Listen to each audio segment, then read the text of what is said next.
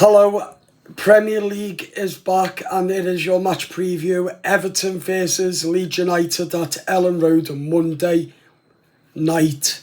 Kick-off, 8 o'clock. Let's get straight into it. Jared Branthwaite is injured, as we know. David Moyes has had his pre-match press conference today at 1:30. And he said that Branthwaite is injured and it's a big loss, but it is what it is. He has said, but he is looking to start off with a big win against Leeds because he wants to get off to a big win and end in a big win as well.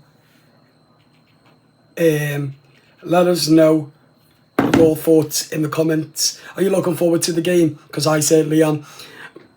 I'm going to give you my starting prediction shortly, what I think the game will be. But let's hope that the Toffees as well. And I think that it's going to be quite difficult for David Moyes' Everton side, but I do think that Everton will win 3-0.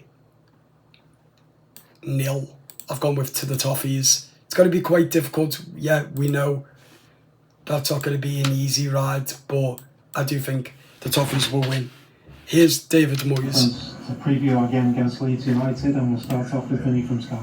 David, can we first of all start with team news and talk of an injury to Jared Branthwaite suffered in training? What's the situation? Yeah, Jared picked up an injury in training, so unfortunately we're going to miss him. But yeah, these things happen. Do you know how long? Is there any kind of prognosis or anything? No, well, I wouldn't give it anyway, but I'm sure the inside the club will give that out. I'm sure of that, so we've got to find out who's giving the news out. I take it that's a situation that you're far from happy with then? Yeah, I'm unhappy with it. I think all managers don't like it. They thought that it's certainly coming from within our building, and it's up to us to find out, and we will do. Will we have any of Mikolenko, Armstrong and Patterson available this weekend as well? We have. What are your thoughts then on what you've been able to do in the transfer market so far with the players that you've been able to add to the squad?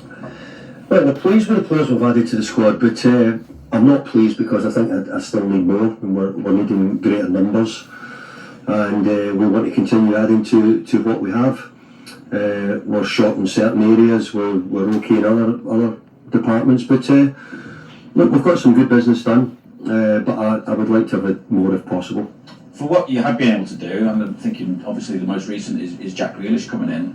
How's it going to work? How are you looking at playing the likes of Jack Grealish, Iliman and Dye, Dwight McNeil, also bringing Alcaraz and Dewsbury Hall into that? What do you have envisioned? Well, I think it happens at every football club. Whoever plays well gets in the pitch and gets it. You can't play them all at one time, but if they perform well, then they retain the jersey and they do that. And let's hope that we get them playing well. If there's anything that we've been missing really from what we've had over the last year or so, it's goals scored, goals created. So hopefully the creative players that you've mentioned there will help me up the numbers. In terms of what you still want to bring in, you're looking at 3, 4? Look, I could even say even more possibly, but at the moment I'd settle for any of those numbers if I can get it. Obviously it's been quite public, the bids that have gone in for Tyler Diddling. What do you think of the situation at the minute now, and the thoughts on the possibility of a deal for Tyler still happening? Look, I think like many managers in the Premier League, I think getting deals done has been really difficult. I have to say that's one name you've mentioned, but we've bid for many players, and I'm not going to mention players or clubs or anything like that because I don't think it's right when they've not signed for you or we've not done it. So. But we have bid for many players and we've not quite got it over the line. But I think there's quite a few clubs who could probably say something similar. When you yourself are still trying to move in the market, how does it impact day to day? The fact that obviously you're working with this group of players out on the training pitch as well. Well, if they do as well as they done last year, I don't need anything better.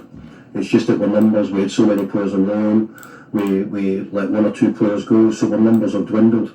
But the performances of the team for the last sort of 10 or 12 games was fantastic, and if they give me that, then I would take that now.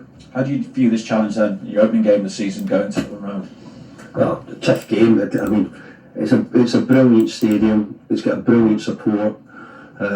Sort of one club city.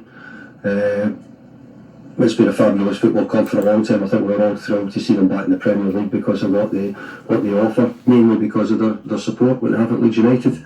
So they've been up and down a little bit, but tough game when you go to a newly promoted side right away. But you know, Certainly is. we finished the season really well, especially when we were away form, and I hope we can continue that. I said to you the other day, the way you finished the season was European form, wasn't it? Yeah, well, we don't want to set targets which we can't achieve, but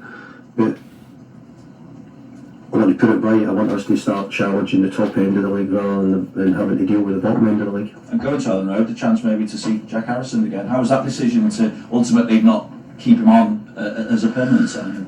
Well, Jack was great for us and done lots of good things, but obviously he was a Leeds United player. It'll be great to see Jack. He's a great boy, and we really enjoyed having him. I also ask you because Daniel Farke's just confirmed that Dominic Calvert-Lewin is joining Leeds, and that will be announced sometime later today. How do you feel about his decision ultimately to go, and now that he's a Leeds player?